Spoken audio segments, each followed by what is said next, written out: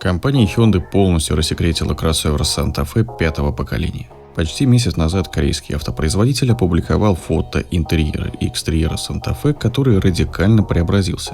Теперь же опубликованы все технические подробности и детали о новинке. Santa Fe получил 3 вида силовых установок, включая подзаряжаемый гибрид, а также внедорожную версию под названием Hyundai Santa Fe XRT. Внешне новый Santa Fe кажется заметно массивнее и брутальнее предшественника, но длину новый кроссовер превосходит прежнюю модель всего на 45 мм, а ширина вообще не изменилась. Еще 35 мм добавлено в высоту, колесная база увеличилась на 50 мм. Колеса стали более крупными, от 18 до 21 дюйма. Снаряженная масса от 2060 до 2295 кг в зависимости от модификации. Брутальная внешность Santa Fe за счет линии остекления и квадратных форм теперь напоминает Land Rover Defender. Кузов имеет ярко выраженную двухобъемную форму с длинным горизонтальным капотом. В стойках кузова за задними дверями есть прикрытые крышками рукоятки для облегчения доступа к грузу на крыше. Новый H-образный фирменный световой рисунок присутствует в ходовых огнях и задних фонарях. Смещенные вниз горизонтальные задние фонари подчеркивают, что приоритетом было удобство пользования автомобилем. Это решение позволило сделать багажный проем максимально широким. 1275 мм вместо 1130 мм у прежнего кроссовера. Багажник увеличился в объеме. Сиденья второго и третьего рядов складываются, образуя ровный пол. Объем багажника заявлен только в пятиместной конфигурации – 725 литров вместо прежних 634 литров. В открытом виде багажная дверь занимает горизонтальное положение и создает эффект террасы на открытом воздухе. А при сложенных сиденьях второго и третьего рядов можно организовать 2 места для ночлега. Автор облика нового кроссовера считает, что своими брутальными пропорциями Santa Fe должен вызвать воспоминания о настоящих рамных внедорожниках Hyundai прошлого. Это галопер 90-х годов и таракан начала нулевых. Оформление салона не такое революционное, как дизайн. Оно уже знакомо нам по другим свежим моделям от Hyundai. Здесь стоит единая изогнутая панель с 2 экранами по 12,3 дюйма каждый. Центральный тоннель двухэтажный, с вещевой нишей внизу и широкой полкой беспроводной зарядки для 2 смартфонов наверху. Отдельный блок климат-контроля снабжен собственным сенсорным экраном. Перчаточных ящиков на передней панели 2. В верхнем встроена ультрафиолетовая лампа для дезинфекции. За управление трансмиссией отвечает отдельный селектор на рулевой колонке, а среди опций есть панорамная крыша, состоящая из нескольких секций.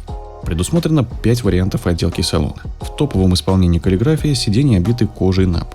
Можно заказать сиденье повышенной комфортности для переднего пассажира с откидной подставкой для ног или раздельное капитанское кресло с электроприводом и подлокотником для второго ряда.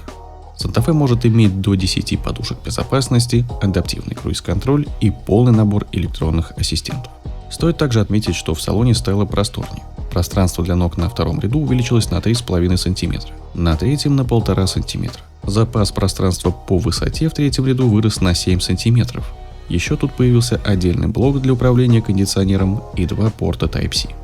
В моторной гамме нет дизельных и 6-цилиндровых моторов, теперь только 4 цилиндра.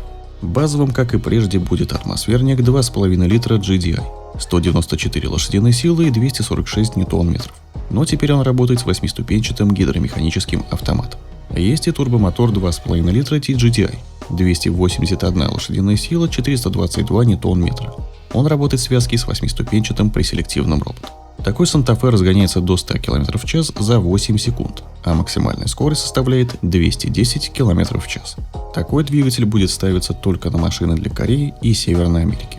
Бензиновый 1,6-литровый турбомотор будет предложен только в составе гибридных силовых установок. На безрозеточной версии он выдает 180 лошадиных сил и 265 ньютон-метров.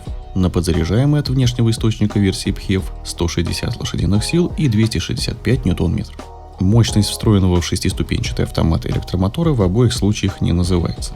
Также не раскрыта емкость тяговой батареи. Привод будет передним или полным. Вместе с серийным кроссовером был показан приключенческий концепт Santa Fe XRT. Он получил набор внедорожных аксессуаров, которые усиливают сходство модели с Land Rover Defender.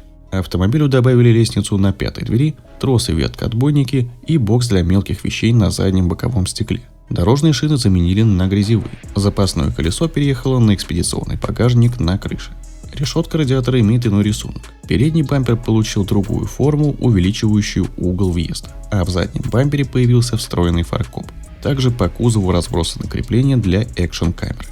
В Южной Корее продажи нового Santa Fe начнутся до конца августа, а дебют в Америке и Европе состоится только в первой половине 2024 года.